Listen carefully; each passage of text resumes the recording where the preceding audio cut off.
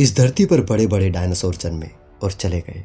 विशाल काय मेहमत आए और चले गए। आसमान छूते पेड़ पर्वत भी कई बार जमीन में मिल गए। पृथ्वी पर रेंगते छोटे से कीट हों या पृथ्वी से भी लाखों गुना बड़े ग्रह तारे, सबको एक दिन नष्ट होना है। जो बना है उसका नष्ट होना भी तय है। इस ब्रह्मांड में हर चीज पदार्थ से बनी है और फिर से पदार्थ बनी है। जन्म लेना और नष्ट होना प्रकृति का नियम है जो जड़ और चेतन दोनों पर लागू होता है।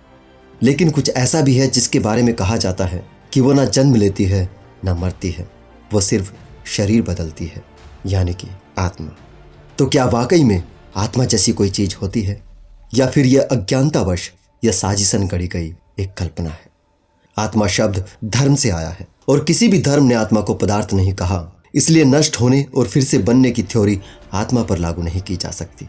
मैं इस विषय पर कुछ फैक्ट शॉर्ट में रखने की कोशिश करूंगा। आप वीडियो को अंत तक देखें, आपके आत्मा को लेकर सभी कंफ्यूजन दूर हो जाएंगे।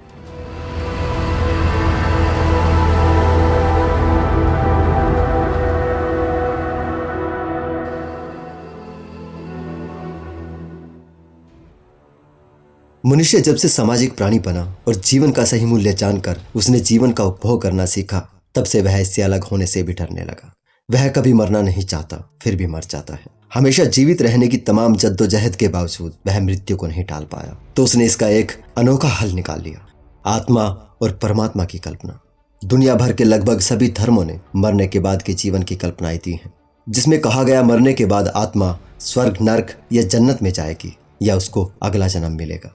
किसी ने कहा मरने के बाद यमदूत आएंगे और आत्मा को साथ ले जाएंगे, और फिर कोई चित्रगुप्त आपके कर्मों का लेखा जोखा खोलकर धर्मराज को बताएगा और फिर तय किया जाएगा आप घृताची, रंभा, उर्वशी का नृत्य देखोगे या नर्क में फ्राई किए जाओगे। फिर उन्हीं में से कुछ ने कहा आत्मा न मरती है न जन्म लेती है।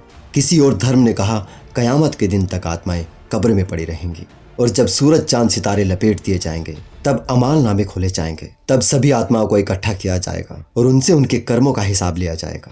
इन सभी धर्मों के तमाम खुदा, भगवान, ईश्वर, परमात्मा, पुनर्जन्म, नर्क, जन्नत, दोजख, कर्मफल, सभी धारणाओं का खेल इसी एक शब्द पर टिका है जिसका नाम है आत्मा। आत्मा को लेकर धार्मिक मान्यताएं क्या हैं और क्या वो तर्क की परख पर खरी उतरती हैं, आइए पहले वह देखते हैं।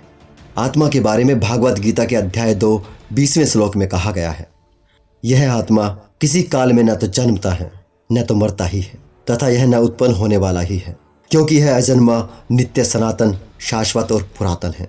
यह शरीर के मारे जाने पर भी मारा नहीं जाता। अध्याय 2 22वें श्लोक में कहा गया है, जैसे मनुष्य पुराने वस्त्रों को त्याग कर नए वस्त्र ग्रहण करता है, वैसे ही जीवात्मा पुराने शरीर को त्याग कर दूसरे शरीरों को प्राप्त होता है। अध्याय 2 के ही 23वें श्लोक में कहा गया है, यह आत्मा न तो शस्त्र से काटा जा सकता है, न ही आग के द्वारा जलाया जा सकता है, न ही जल द्वारा भिगोया जा सकता है और न ही वायु द्वारा सुखाया जा सकता है। आत्मा शरीर में रहते हुए भी अमर है। अगर भागवत गीता की माने तो फिर कई सवालों के जवाब देने होते हैं।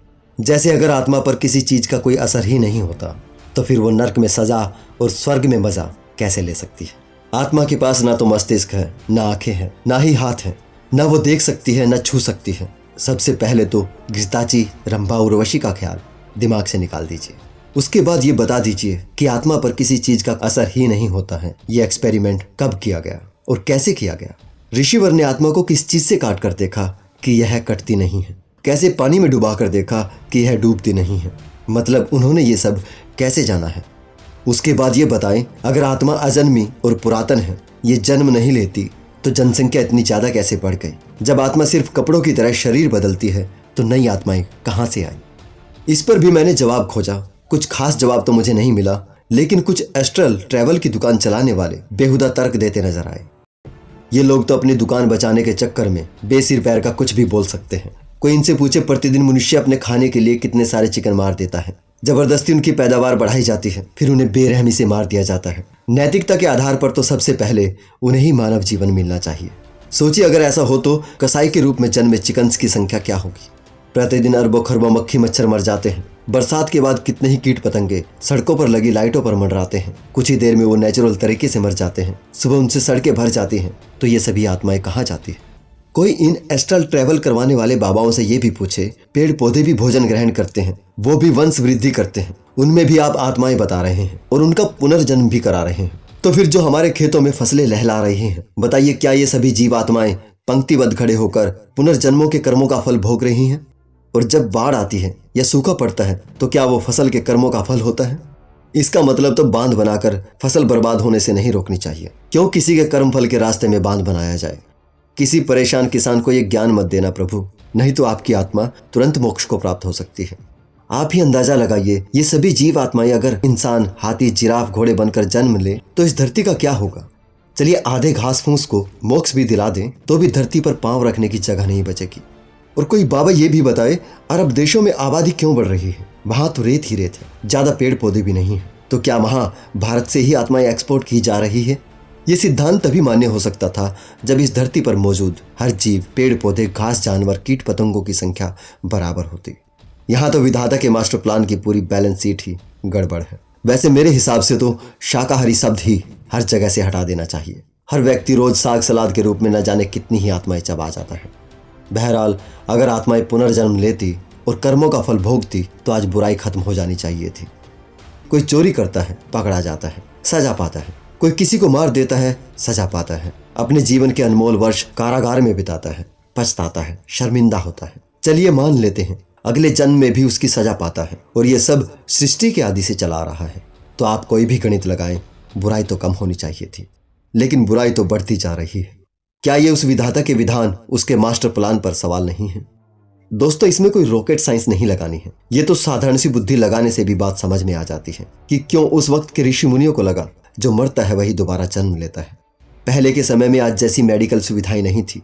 जानलेवा बीमारियों से बचाव के लिए टीकाकरण जैसी सुविधाएं नहीं हुआ करती थी। एक परिवार में 10-10 बच्चे जन्म लेने के बावजूद भी उनमें से 1-2 ही बचते थे। लेकिन आज आप अपने छोटे से शहर के हॉस्पिटल्स की गिनती भी करें तो संख्या हैरान करने वाली होती है। इतने सारे हॉस्पिटल चल रहे हैं, बड़ी से बड़ी बीमारी से भी लोग बचकर वापस आ जाते हैं। घातक जानलेवा बीमारियां उस वक्त भी थी, बस हमें उनका ज्ञान नहीं था, ना ही उनके इलाज थे। थी तो बस अज्ञानता और अंधविश्वास।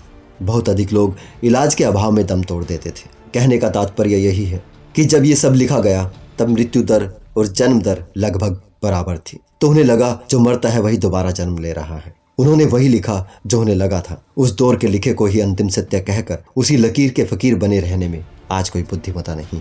आज मनुष्य ने मृत्यु दर तो कम कर ली है, लेकिन जागरूकता और शिक्षा के अभाव में कुछ देश जन्म दर पर कंट्रोल नहीं कर पा रहे हैं, इसलिए आबादी बढ़ती जा रही है। अब मजे की बात सुनिए, सबसे ज्यादा अल्लाह के करीब कौन? मौलवी। सबसे ज्यादा परमेश्वर के पास कौन? पादरी। सबसे ज्यादा ईश्वर के करीब कौन? कोई पंडा, पुजारी या अध्यात्मवादी ही हो सकता है ना। ये सभी लोग जन्नत, हेवन, स्वर्ग की सभी टर्म एंड कंडीशन पूरी करते हैं, तो फिर ये राजी खुशी निकल क्यों नहीं लेते? इनके किसी कथा पंडाल में इनसे ये सवाल जरूर कीजिएगा। और जितने भी मेरे अजीज दोस्त खुद को आस्तिक कहते हैं, उनसे मैं ये पूछना चाहता हूँ कि आप तो स्वर्ग नर्क में यकीन करते हैं, तो फिर क्या अभी वहां जाना चाहोगे? यहाँ इस क्षणिक मिथ्या नाशवान संसार में आप क्या कर रहे हैं? जब आप बीमार होते हैं तो इलाज क्यों करवाते हैं? आप बड़े से बड़े डॉक्टर के पास क्यों भागते हैं? वो तो आपकी जन्नत स्वर्ग की तैयारी होती है। फरिश्तों को, यमदूतों को इतना इंतजार क्यों करवाते हैं? सच तो यह है कि आप सभी लोग भी इन सब में यकीन नहीं करते। अगर करते तो कहने से पहले निकल लेते।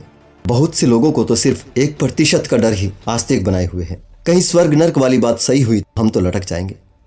आप इस बात की कल्पना भी करके देख लीजिए कि फरिश्ते बाहर बस लेकर खड़े हैं और आपको बुला रहे हैं कि चलिए। मुझे यकीन है आप तब भी नहीं जाना चाहोगे।